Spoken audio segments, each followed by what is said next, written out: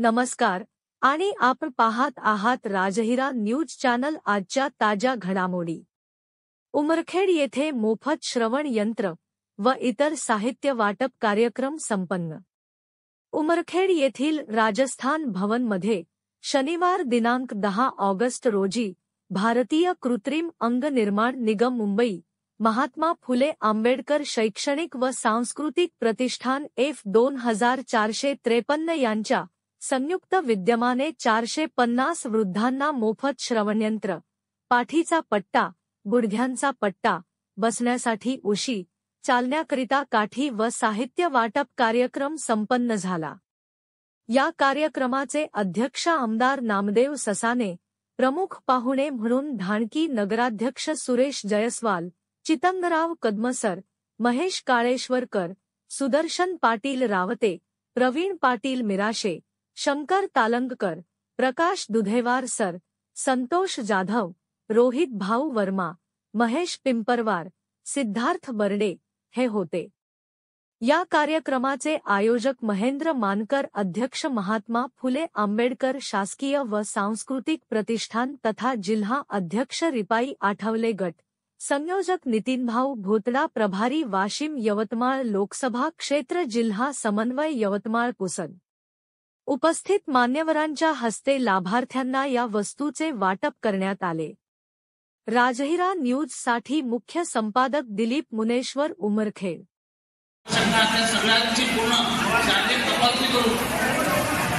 आज त्या कार्यक्रमाचं वितरण सुद्धा आपण काम करत आहोत। निश्चितच साधारणतः माणसाला उतरत्या वयामध्ये माणसाचा आरोग्य हा जीवनाचा अतिशय महत्त्वाचा घटक आहे आणि या शरीरातील सर्व अवयव माणसाच्या वयोमानानुसार त्या ठिकाणी थोडे त्या ठिकाणी शिक होतात आणि म्हणूनच या सगळ्या गोष्टींचा परत त्या ठिकाणी सुधारणा करावा।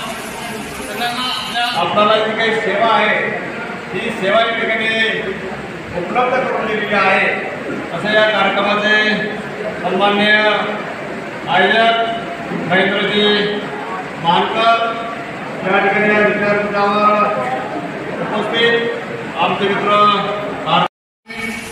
देश जगात पहिल्या क्रमांकावर यावा यासाठी अहोरात्र काम करत असतात। माणसाचे आयुष्याचे 4 भाग पडतात: बालपण, तारुण्य, प्रौढत्व व म्हातारपण। दिवसेंदिवस वृद्धांची संख्या देशात वाढत आहे।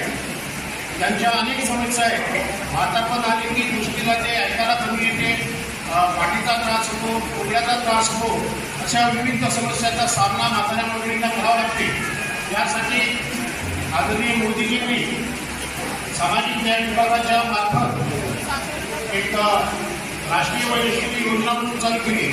या योजनेमध्ये सर्व 60 वर्षाच्या वरील प्रौढ व्यक्तींना मोफत सर्व भौतिक उपकरणे दिल्या जातात। याच योजनेतून या राष्ट्रीय वयोश्री योजनेतून हा कॅम्प होता। या भारत सरकार हे सामाजिक न्याय विभागाचं मंत्रालय हे काम पाहतात व आदरणीय रामदासजी आठवले साहेब या विभागाचे मंत्री आहेत। मागच्या वेळेस नितीनभाऊ आठवले साहेबांना मी विनंती केली, असा आता कॅम्प होता, त्या कॅम्पमध्ये साहित्य वाटत होते। साहेबांना म्हटलं की साहेब या महात्मा उमरखेडमध्ये या योजनेचा अजून कोणी फायदा घेतलेला नाही, त्यामुळं ही योजना इथे राबवण्यात यावी। त्यानंतर लगेच साहेबांनी मंत्रालयाचं जे अधिकृत डिपार्टमेंट आहे त्या रोगी मॅडम इथे आलेले आहे, त्यांच्या मार्फत आपल्या नोव्हेंबर 6, 7, 8 नोव्हेंबर रोजी आपण सर्व गणपतीनं व्यक्तींची तपासणी केली। या तपासणीमध्ये ज्यांना यंत्राची आवश्यकता आहे, ज्यांना मानेचा बेल्ट आवश्यक आहे, कमरेचा बेल्ट आवश्यक आहे, गुडघ्याचा त्रास होतो, अशा गुडघ्याचे बेल्ट तसेच चालण्यासाठी काठी असं या साहित्याचं आजचं वाटप आहे आणि अशा पद्धतीने या लाभार्थ्याची निवड करण्यात आलेली आहे।